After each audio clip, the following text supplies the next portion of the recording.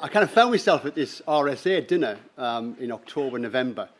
How I got there is beside the point. Anyway, RSA, great and the good, you know, kind of. I sat down, and this guy sat next to me with like grey hair and a beard, and it was Lord David Putnam, you see. So for 3 hours, I've sort of sat there, and I was absolutely starstruck with this guy. He's lovely. What you see here is absolutely what you get. He's got a great many things to say about polytechnics and HNDs and work-based learning, which he didn't cover, and it would have been a good thing for him to do that. Anyway, I was sort of sat there thinking, right, so this is great. What do? Do I ask him for his autograph? It's kind of a bit crap, really. I'll do a selfie, right? This is not. See, you're laughing at me already. It's not good, man. You know. But I didn't know how to do it. Right? I learned subsequently, but I didn't know how to do it. This is October, kind of my learning curve of technology. So what I was left with was like the placemats, right? It had RSA Graeme Blench, RSA Lord Putnam. So I stole them, right? And I took them home, and a girl you're going to meet later on called Molly, who's one of my daughters, I said, hey, what do you think of that then? And she said, right, who's he? I said, Lord Putnam, you know, Lord Putnam. And she went, is he that old sports guy who had something to do with the Olympics? I said, no, it's Lord Core. Oh, they're all the same, aren't they? Went, yeah, kind of. My other great one is I used to be an Ofsted inspector for quite a long time, and I was doing Greenwich University, and it was quite dramatic. It was lovely. Anyway, so I had half a day left over, and I was kind of, oh, I know, I'll go to Mayfair. So I'm kind of floating around Mayfair, this little lad from a pit village, and I'm going, bloody hell. Oh, God, bloody hell, you know. And this woman came out of a shop, and I stood on her foot. And not only did I stand on her foot, I did that thing that boxers sometimes do, where they stand on your foot, and then they push you. I didn't do it on purpose, right? No, really. I stood on her foot, and she was tiny. And she had these like Jackie Onassis glasses on, and it was Felicity Kendall. I went, bloody hell, you're Felicity Kendall. Oh, wow, you're Felicity Kendall, The Good Life. Yeah, I really love The Good Life. And she just went, can you get off me foot? I was like, yes. And that's the famous people, what I know. Okay, so I'll start by what I'm not, right? I'm not an expert. I'm not a consultant. I'm just a VP from a college that is good. We're not outstanding. We're solidly good. We were inspected last year. I was the nominee. That was a bit of a learning curve. It was good for your bowels and all that kind of stuff. But we're absolutely solidly good. But we have done some things which are kind of quite interesting. And it stems from a previous life when I was a university lecturer at the University of Sunderland. So, like a good lad, and like Philippa kind of led, these are my learning intentions for the next sort of 3/4 of an hour. I'm really interested in the notion of happiness and how that might relate to resilience and what the hell do we mean by both of them. Is there some kind of theoretical case to be made for developing resilience in learners? I'm very informed in the work I do by a guy called Kurt Lewin, who some of you will know, who once said there's nothing quite so practical as a good theory. I'm paraphrasing, but that's what he said. And I think that's true. If you can understand the theory, you can apply it. Then that's all very well and good. So how do you practically do it? What do you physically do in your tutorial program or your assessment feedback or your teaching or whatever? And then critically, I was talking to some kind of colleagues earlier on, how do you know? Number 5 is I'm a bit of an empiricist. So how do you know it's had an impact? And if you don't set it up to say that, okay, this will be the impact measures that I predict will happen, you tend to get a bit of retrospective fishing going on, and you're kind of like pootling about trying to find a post hoc justification. So that's what I want to do. But I want to kind of start with this equality and diversity announcement. We're embedding equality and diversity in everything we do, like maths and English and so on. And I'm from the northeast, and this isn't the northeast. Southern people must have their sweat glands reduced or removed at birth or something, because I went out at lunchtime and no one's sweating. And I got a new shirt, you know. So this is some home truths about me, and trying to kind of disband some of the things. The first one, I did some work with OCVC, Oxford and Cherwell Valley College, a couple of years ago, and I got into the car. When I'm tired or a bit nervous like now, my accent kind of gets a bit to the fore. And I said to him, "Oh, CVC, mate," you know. So that this sort of taxi driver kind of quiet, and he went, "Ah, German." I said, "No, I'm not German." "Oh, Danish." "No, I'm not Danish either. You know, I know I'm a Norwegian or Swedish. I'm just from Hetton, which is a small pit village near Durham.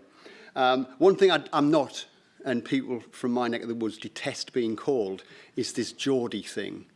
Geordies are a bit like Cockneys. They're a very specific geographical area, and they usually have huge amounts of tattoos, and they support a crap football team. And I don't actually understand football at all. That Hungarian thing was lost on me. I mean, I had a pair of football boots like that, but that was about it. I can't stand Newcastle Brown. My dad has a flat cap. I've got a Jack Russell terrorist called Mally, who you'll see later on. And all the pit heaps near me are now all municipal golf courses, and they're beautifully kind of manicured. And there aren't any working men left in parts of the northeast at all. So we'll come on to that as well, because that kind of relates to that. So the fundamental question then is why bother? Why develop resilient learners at all? So let's have a think about the resilient learner thing. Let's have a bit of audience participation, right?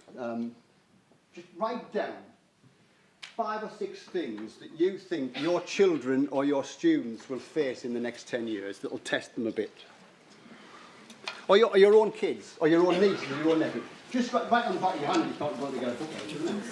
Just 5 or 6 things that you think they'll face that will test them a bit over the next 2 or 3 years.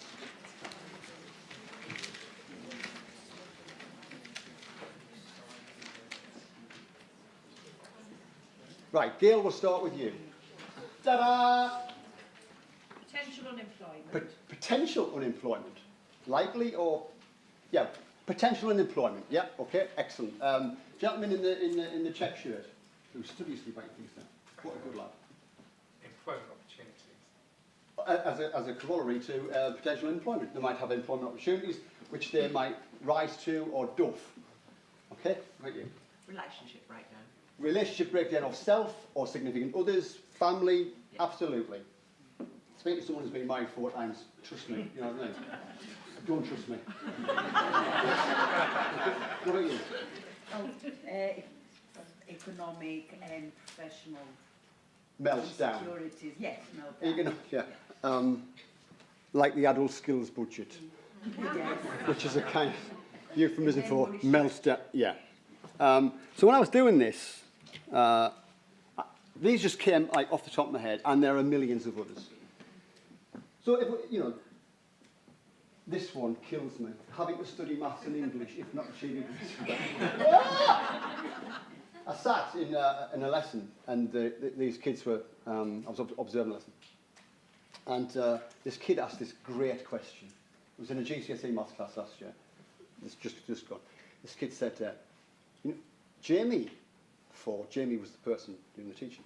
Jamie, why do we have to learn this kind of algebra stuff? What's it all about, man? Well, if you're going to study A-level, from what going now, I'm going to be a plumber. Right, well, obviously there's Bernoulli's theorem. Is that algebra?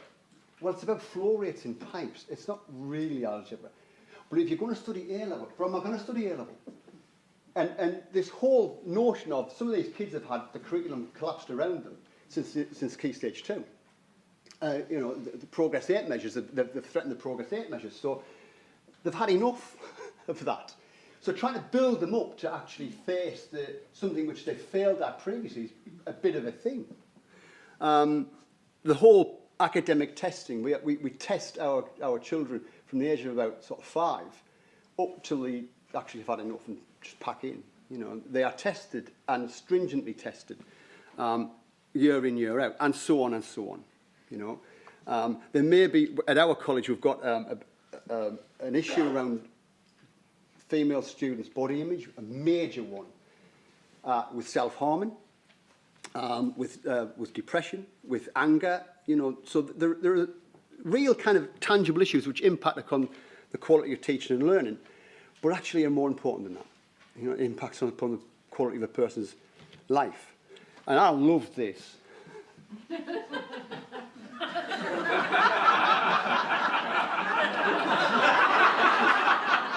And you're in hell! How good is that, man, you know? Or not. You can use this, because I got it off Facetune in the book next, what it's called. It's just so, it, you know, kind of sums the whole thing up. So anyway, right. So cut from that to Charles Darwin, who lives Darwin House, just around the corner. And a couple of things about Charles Darwin is interesting.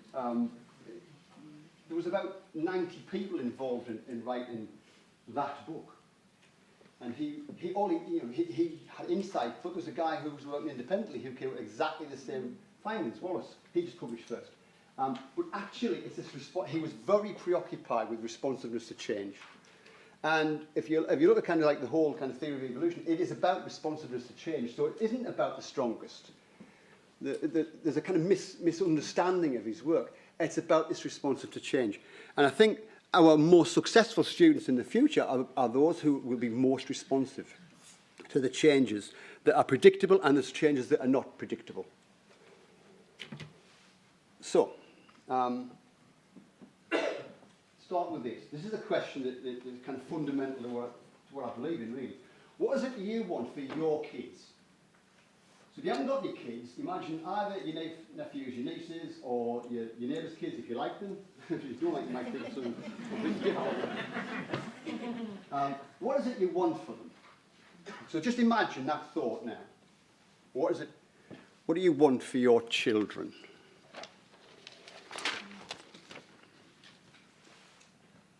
Is it fame? This is my personal sort of theological representation of God, basically. You know, you kind of, things are going pretty good, and then inside a big fist comes and slams you in the face, or so does that, and I'll teach you. If you could choose one only, so God being God, she can be a bit, you know, kind of like, it's either this or it's that. It's either Old or New Testament, you know.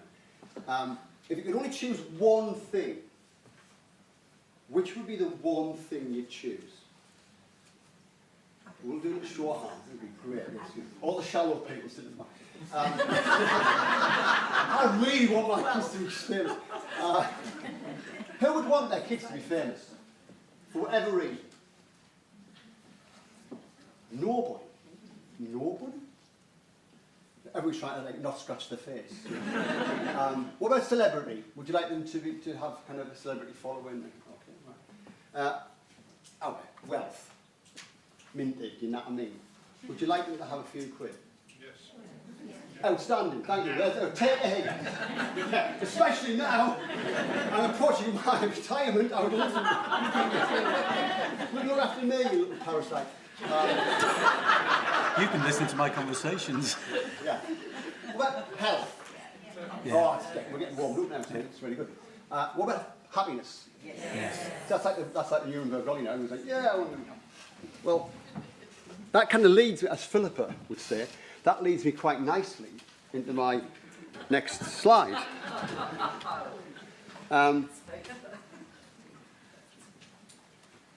Seriously, there was an HMI of sainted memory, actually, I should say, because you're not dead, called Rhys Evans, and I had an enormous amount of respect for Rhys Evans as an inspector and as a human being. And he retired a couple of years ago, and HMI are very constrained about things they can comment on and things that they can't. People kind of forget that sometimes, you know. But once Rhys had retired, he was at a conference, and he gave the speech about happiness in education. And he said, you know, just as an aside, colleagues, where in the Common Spectrum Framework is happiness? You know, and this is a guy who was an HMI for a long time, very, very well respected, has integrity, and is a good all-round there. And he said, you know, when you go into a classroom and you talk about outstanding teaching, you know, is there an aura of actually people enjoying themselves? Because there's something to be said for that. So that was a bit of a thing. And I'm going to talk about the work of a professor from Stanford in a minute. So why, if we posit that happiness is important, why should that be the case? Well, happiness is positively correlated with these things. Happy people tend to be more trusting. They tend to be more receptive to a new idea. They are more empathic. They regulate their behaviour and upon its impact on other people, and they do that quite adeptly. They are more helpful, measurably more helpful than unhappy people. They are generally healthier. They suffer less mental illness, and they tend to have a very slightly, but at that point of your life, that's an important part, slightly longer lifespan. They are less hostile, and they are more motivated to change and try something new. Now, this is all empirically proven, and the research that goes with this I can share with you later on. So I'm going to kind of talk about 3 key researches that inform the work that we've done. A guy called Paul Dolan, you heard of him? Paul Dolan's an interesting guy, actually. He's a psychologist by training. He's at the London School of Economics. He wrote a very interesting book, which I heartily recommend to you, called Happiness by Design. This woman at the top, who looks quite ferocious, actually, she's a woman called Nell Noddings. And Nell Noddings, she's at Stanford still. She's an emeritus professor now at Stanford. And she wrote this book called Happiness in Education, which is fantastic. And she wrote it because she was at a dinner party amongst all the Stanford tenured professors.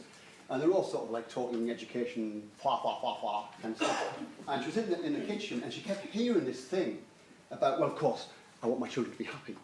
Well, of course, I want my children to be happy.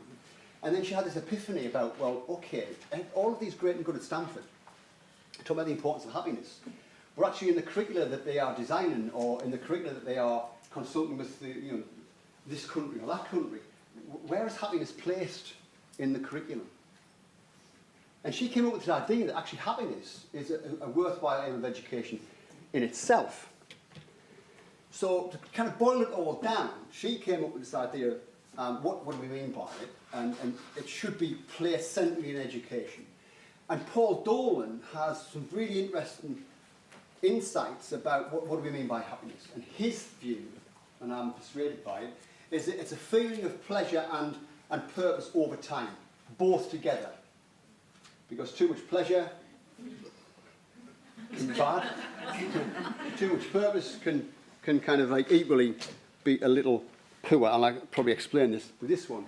A typical kind of post-Christmas sort of too much pleasure can actually, it reduces the feelings of pleasure because you become attenuated, you become acclimated to it. So what was previously pleasurable actually need a little bit more for it to become pleasurable subsequently. This is taken from Izzy. Izzy is 7 and she wants to be probably a librarian or a teacher, or so. She's very bookish. And so this is a worksheet. I've got major issues about the homework she's given and the poor English that's in them, but never mind. So she had to draw this picture of a person and a pet, only using triangles. So on a Sunday morning, they tried to persuade the 7-year-old. I drew the long straw because the other one was Alex, who's 6. So you want to look at that. He just burned it. She said, Mr. B, because she was stepdaughter, she said, Mr. B, what's the point of that then? She said, boring. I said, well, it's about practicing. It's about practicing so you can recognise triangles. Which is, I know what a triangle is. And I know what an isosceles triangle is too. Jolly good. And she couldn't see the purpose. So this whacking this stuff out, she couldn't see the purpose in it. So you've got this thing of like, if an activity isn't purposeful, then it will not generate happiness, it will not generate motivation to do more of the same. But if it's too purposeful, it becomes a bit like kind of widget. Do this, do that, do this. A bit like some of the BTEC assignments, dare I say. Okay. So I took this, and this is something that we've started this year, and we're looking at really rolling out. We're changing induction completely. Just to give you a kind of a heads up, our retention is pretty good. It's online, just above national average, all that lovely gloriousness. But does anyone receive the MIDIS reports from the EOC? Midas reports, MIDES, they're absolutely mint. It's fantastic. So I'm showing what I call the attrition rate up to the day 42. So our retention looks brilliant, you know, across the piece, but in the first 42 days, it's a bit of a kind of one of these. And so students are making a decision about leaving. We keep them after 42 days. I think some of them are persuaded by some of my kind of like more evil colleagues who say, you know, son, you really don't want to be here. You really, trust me, you really. So we're changing how we do induction because I have a big belief that what they see first has a real resonance with what they subsequently judge to be a belonging place, a place that is right for them. So in terms of pleasure, what can you do? You can look at how you recognise not just achievement, because that's quite toxic. I want to talk about that in a few minutes' time. Just recognising achievement is probably one of the worst things you can do to a kid. It's pernicious, and I'll explain why, not through my work, but through another person from Stanford. But how do you affirm? And what do you affirm? Do you affirm overcoming a little obstacle? How often do you do it? We changed how we do student awards this year, because you have to wait for a term. But what we know about reward is the reward's got to be pretty close up to whatever you're rewarding, otherwise it loses its agency. So Suzanne, my boss, who's just generally brilliant, she said, well, what we'll do is we'll go to them. So I said, oh, how's this going to work, Suzanne? Well, what we'll do is we'll just gate crash the lesson. Right, are we telling the teacher beforehand? Hi! Yeah, well, right, no, because that'll take away the element of surprise. Right, so what we've done this year is every half term, there's a kind of knock on the door. You weren't expecting to see me here, were you? No, here's my lesson plan. No. No, them. So, I'm going to read this here about Charlene, Unbelief, Tarwa, and you read this here, and because of that, you are the student of the month in this group. And the kids go nuts, because the kids actually also vote. It's not just the teacher, it's the kids vote as well. And then they get a selfie stick out. Oh, actually, I provide a selfie stick. They use it. Selfie stick, and they get a voucher, and it's move on to the next one. And this kind of guerrilla approach, it's had real traction. Real traction. But the trouble is now, they'll become second years. So that'll be a bit passé. So we need to think of something new for next year. So we'll think of something, trapdoors or something, I don't know. We know from John Hattie's work that if you have a designed-in success model at the very beginning, so if you give them a piece of work in the first week of induction, marked work, so you give them a piece of work, it's set at sort of knowledge and comprehension level, so you know it's designed in success. The quick thing here, you've got to have that back to them within 24 hours, marked. And you're not marking it in terms of the achievement, you're marking it in terms of the effort they had to apply to be able to do that in the very early stages of their course. You identify that how they feel is important, and we never do that we don't do that very often, I think. You know, how do you feel about being on this course? How does it make you feel? When we do lesson observations, one of the questions I ask students is, how does being in this class make you feel? What do you mean? How do you feel being in this class? You know, isn't that the same question? Yes, it is. So getting them to kind of articulate the emotional kind of investment in a lesson is really difficult at first, but really does pay dividends. And that develop this sense of belonging.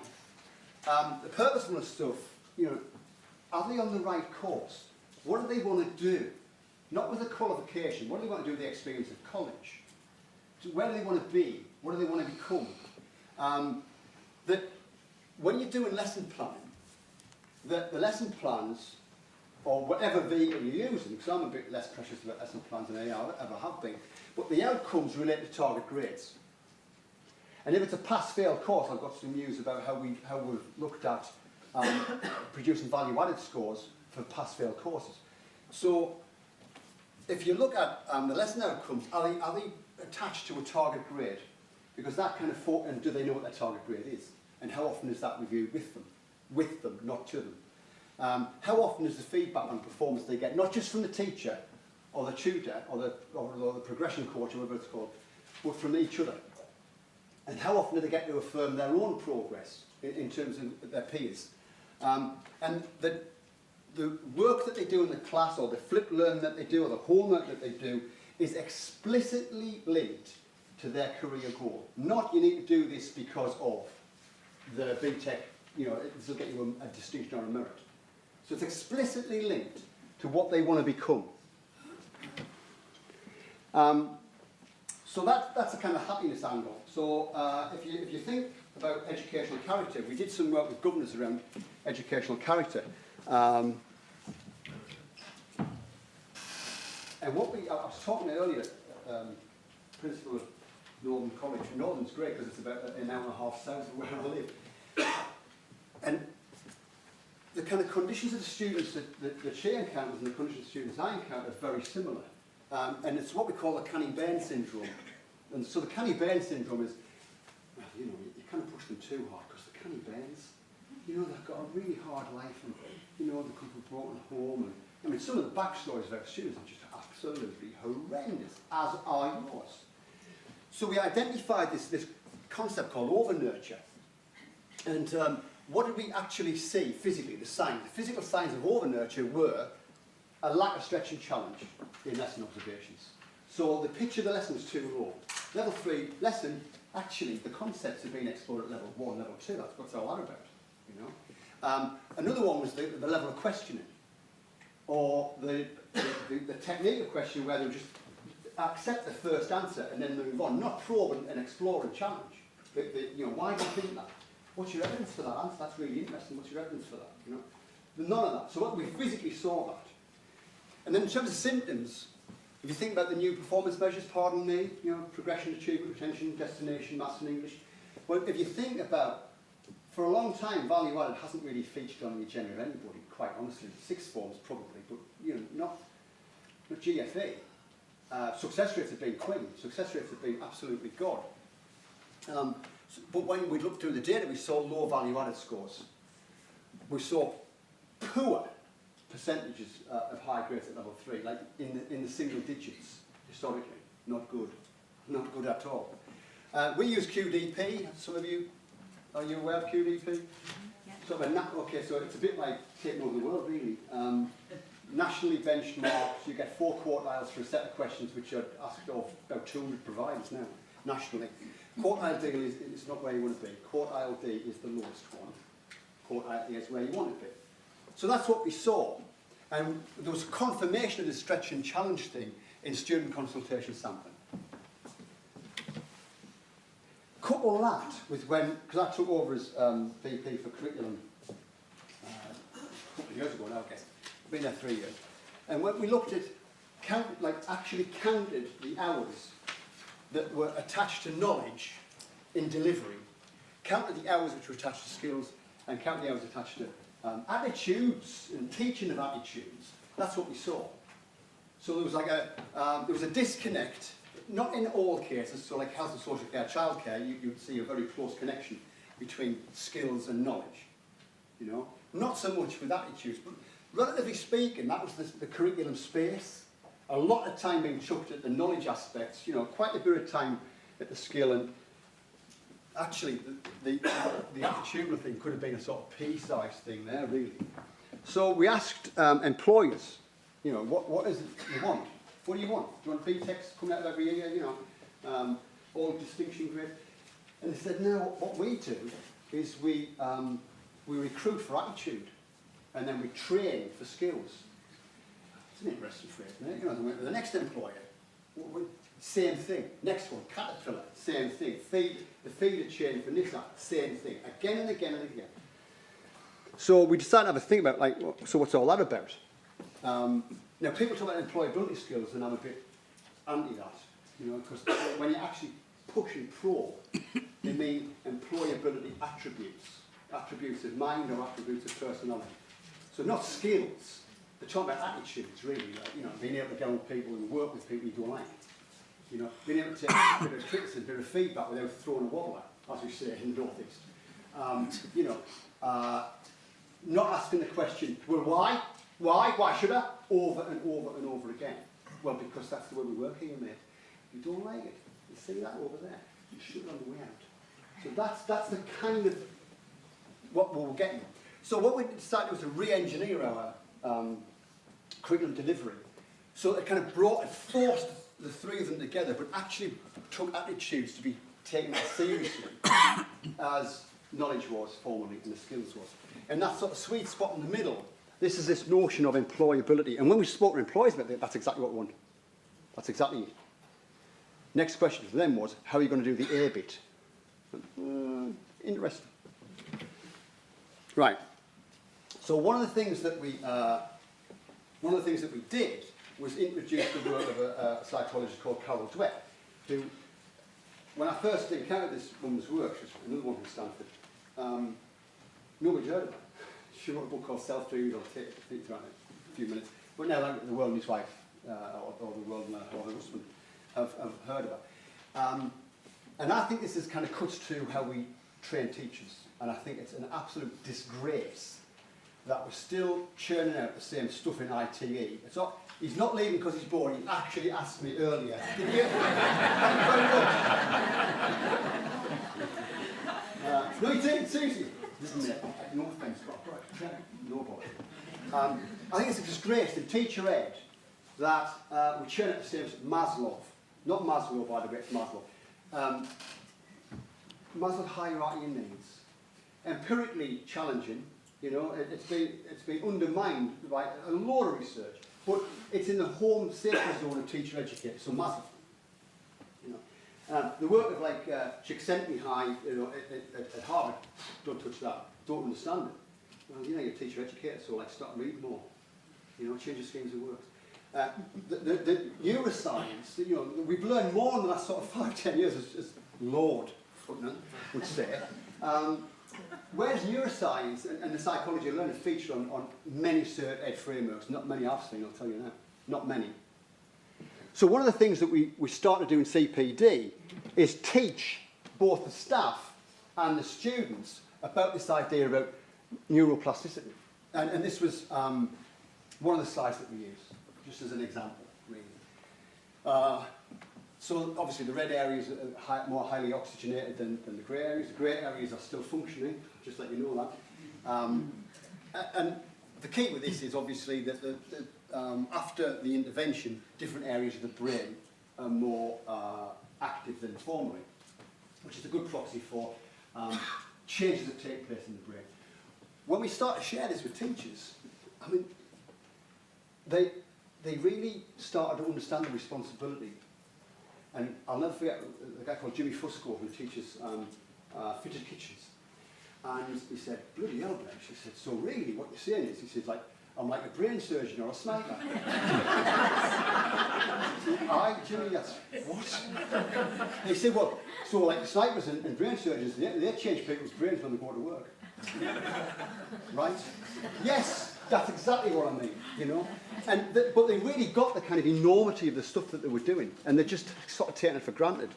And then we produced daft things like this, and there's a colleague of mine, or a friend of mine at South Essex College, who's produced a fantastic little sort of cartoon version of this, about kind of how neurons and neural connections and neural network, how they work, and the role of practice in cementing those new connections.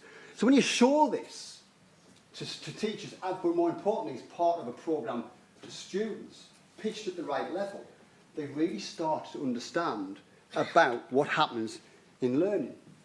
So enter Carol Dweck. So she wrote this book. So can you put your hand up when you crap at drawing? Oh, excellent. Okay. Put your hand up when you crap at singing. Wow. Put your hand when you crap at drawing and singing now, aren't you? There are certain key things that you can... nobody asked, well, what do you mean by crap at? Or just, oh, yeah, maybe. You know, straight up. You can do it with 500 people who get the same response. Maths is one, singing, drawing. They're the big ones, they're the easy ones to hit. She wrote this book called Self-Theory, which we then popularised into this thing called Mindset, which has become a bit zeitgeisty, you know, so others have ploughed in. The Matthew Syed book's really interesting, called Bounce. But the thing I really like about Dweck's work is she's a heavy-hitting empiricist, she's a heavy-hitting psychologist. She's not, with all respect to Martin Gladwell, she's not a journalist. She's an academic. She's an academic with absolute international standing. But it has become a bit sort of zeitgeisty, you know, about the myth of talent and portability, performance and all that kind of stuff. And there are hundreds of these books published a year. So basically, she developed this idea of, I'll risk through these. There you go. Oh, hello. People develop from the age of about 3 this idea of talent and their ability to do something. And she calls it in the original work entity theory. So an entity theory relates to a fixed mindset. An entity theory means I'm crap at drawing. And you know what? I'll always be crap at drawing. And no matter what you do as a teacher, I will come into the classroom with that mindset that I'm crap at drawing, aka maths. So you can see where this is going. What should I ask? Filter that one. How do you resolve Carol Dweck's work around fixed mindsets and the GCSE requirements? Similarly, so basically, you know, it's a stultifying thing. It prevents people from moving on. And we can do things which make that even more of a problem. So vulnerable learners sometimes are very successful. So she did some really interesting work with PhD candidates or students at Princeton. She gave them a task to do which is impossible to do in the time allocated. And they all folded. They all went to pieces. They got really frustrated and started acting out. It's ridiculous, it's a waste of my time and all that kind of stuff. Because they never experienced failure. And when they did, it was catastrophic for them. So they started acting out. And these are PhD, by definition, successful learners. The corollary of that is this incremental theory, or as she puts it, a growth mindset. So incremental theory is, okay, I'm crap at drawing. But you know what, if I practice 20 minutes a day and have deliberate and focused feedback, I know I'll get better. Like, that's why I'm the best classical guitarist in our house. So I might be overtaken one day, and that'd be really not good. So that these people have those views. Now, the great story for us is that you can move people from that to that. And that's what we decided we'll try and have a look at doing. Because our students, 80% of them come from the bottom 20% of income. 1 in 4 comes with GCSE English, 1 in 3 comes with GCSE maths. I mean, you know, something like 65–70% of them have what is now called multi-generational worklessness, which is just like, well, it's shorthand. George Osborne's shorthand for, no, don't get me on that. So we decided we were going to do something about it. So we developed a training program, a tutorial program. I chucked out the whole kind of venereal warts, the bloody drink and make you drunk, all that stuff. I said, but they already know that. They already know that. But they don't know this. And this is as stultifying and as dangerous to them as all of those like ill-informed behaviours. And one of the reasons they're doing these ill-informed behaviours is because they've got this experience of learned helplessness. So how can we kind of do a little bit around that? So you'll recognise some of these things in students that you've got. You know, if you've got you don't pay attention to anything that's new because it's scary, because it's got the F word attached to it. Right? It's a new piece of learning is very closely correlated to a failure and therefore a lack of self-esteem, another further drop in self-esteem, and so on. They tend to have negativity bias, very pronounced negativity bias. They'll underrepresent previous success and they'll overrepresent failure. Oh, yeah, but you say that's not really important. Well, actually it is. No, it's not really important, but the big thing is I failed that. Yeah, but this is important too. And they find that very problematic. And they'll do this thing about stability. I've always been crap at maths. I will always be crap at maths. The world is a solid state. It'll always be like this for me. As opposed to that, I'm aware of the time and I'm just really trying to do my best. He's going. Okay, so one of the things we introduced is they weren't allowed to say they couldn't do it. And I did an experiment with one of my daughters, which is not really a fresh one here, is it? You know, I did an experiment with my daughters in an ethical kind of great way. And Molly she's like a bit of a hero of mine, actually. She was diagnosed with a really bad illness when she was 3. And she lost a lot of time at school. At one point, it was 18% of attendance in a school year, which ain't good for anyone, you know. This is when she was sort of 5, 6, 7. It was, has she got Crohn's? Has she not? Has she got this? Has she got that? And it was just like really bad news, prolonged story of pain. And if you get injected with this one, it'll make you better. No, it won't, because that's what they said 3 months ago, and all of that. So I was really thinking about how am I going to try and do a little bit about making her a bit more kind of emotionally resilient, you know, because I was thinking there'll come a day when she's not like this and she needs to get re-engaged back at school. So I had a kind of personal thing. So I introduced this word when I was teaching at swim, and I said, right, you're not allowed to say you cannot swim. You're not allowed. You can say you cannot swim yet. That's ridiculous. No, seriously, Mog, you're not allowed. So it kind of worked, because I'm a big believer in nudge psychology as well. So then we came to the riding the bike. So this is just this is some of the decisions that you have to make in real time when you learn to ride a bike. That's without the balancing equations and the centre of gravity shifts, because I don't really understand all that. Cut maths. So it's very. Can anybody here not ride a bike? Right. Do you think you'll ever be able to ride a bike? Because the older we get, the more cemented in these beliefs become. They're pernicious. But nobody's born able to ride a bike. So we did this thing. We went down and said, right, Mol, I'm going to teach you to ride a bike today. Right, okay. One of your flaky ideas, Dad, isn't it? Yeah, it is. Remember the swimming thing we get? Yeah. I said, right, so you're not allowed. So we went to, now this is great. This is an ex-pit site. This is an ex-coal mine. This just sums up the whole world where I live beautifully, really.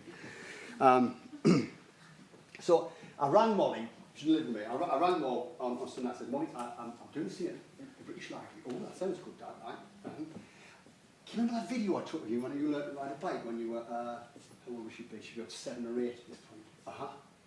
She said, is that when because she was on loads of steroids at the time. She was really inflated. She was really quite big. She said, do you mean that one? I said, yes. Can I show that to people? And she's really, I mean, she's just a major man. You can, if you show how I look now. So, I will. Right. Anyway, so this is about sort of 5 years ago. She couldn't ride, so this is after about an hour. You know, this is real. So after about an hour, I've spliced the two together. So this is the first one, and then there's another one. There's a sort of blink in between. The important thing is, look how she reacts to failure. Okay? Now. Oh, hello. That's her now. Gary! Oh, that's it. Gary's my saviour.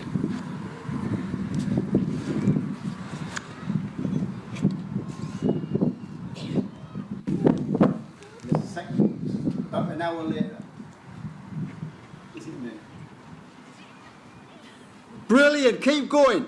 Pedal. Brailsford. Watch, see that? She fell off. Yes! She fell, and she associated failure with success. Now that's the power of the word. You know, you think that's okay. That's like my daughter learned to ride a bike, but that's the power of the word yes. And that's what we absolutely embedded that. So we literally have posters in our college about the power of the word yes, and relationship to failure and success. And try 3 before me. They're not allowed to ask. Can I do this? Have you asked the person sat next to you? Have you asked the internet? Have you asked your phone? You know.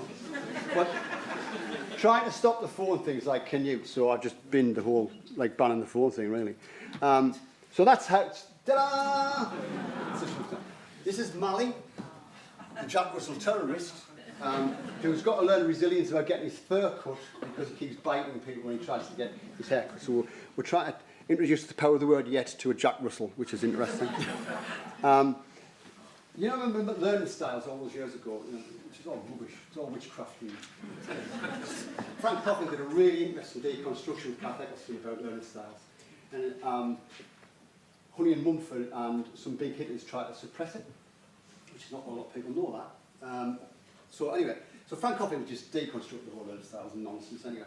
And all these questionnaires that were given out to students in induction, what kind of a learner are you? Please don't use them. Honestly, use them for a bonfire or something. Honestly, it's just...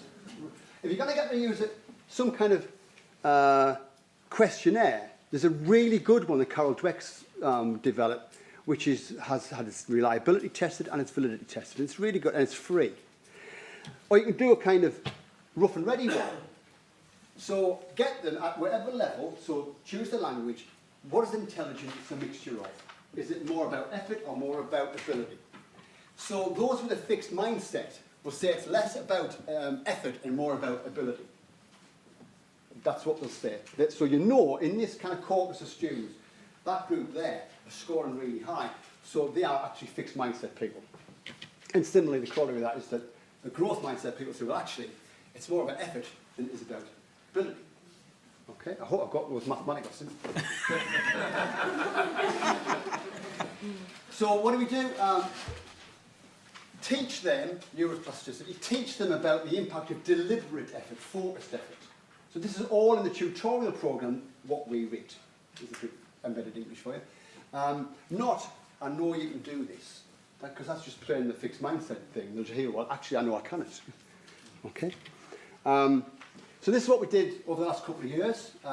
We developed this brain-ology kind of tutorial program. We trained the staff in Dweck's work. And that was interesting, because people come. I've got a fixed mindset.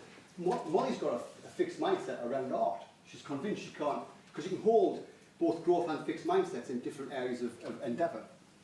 We developed value-added trackers for all courses, including pass-fail courses.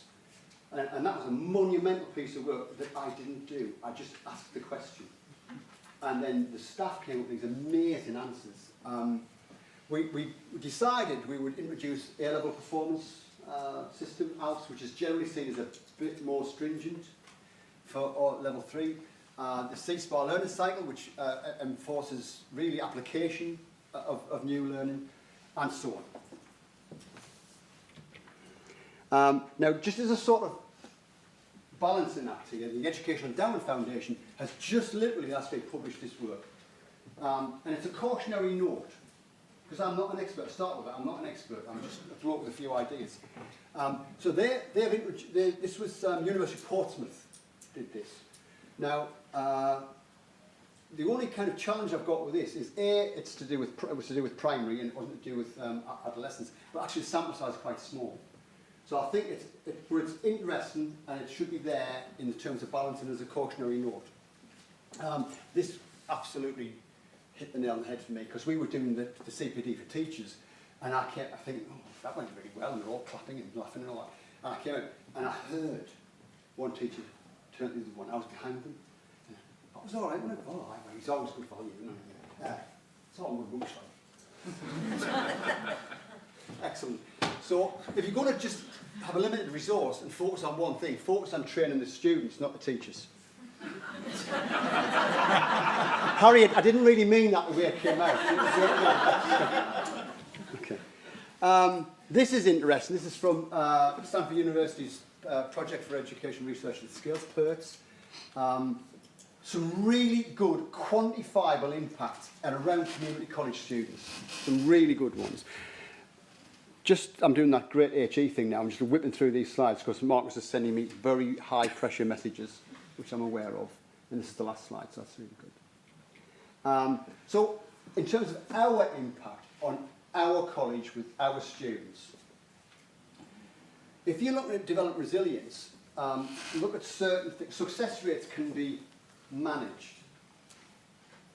Some things are very difficult to manage.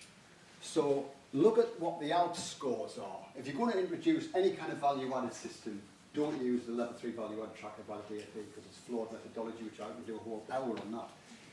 That's the kind of arc of high grades. That's the ALP scores. The nearer you get to 1, the better. Just thought I like that. Points per entry, not points per student. So points per entry indicate the quality of the pass. Points per student indicate the breadth of the curriculum. Okay? And then the quartile rating for QDP, just purely on teaching and learning. Now they're really kind of difficult things to argue because there's a clear line of sight between this intervention and that output. And HMI in the new Common Inspection Framework, they're very preoccupied with, okay, what are the quantifiable impact on student outcomes of this CPD, or this piece of teaching?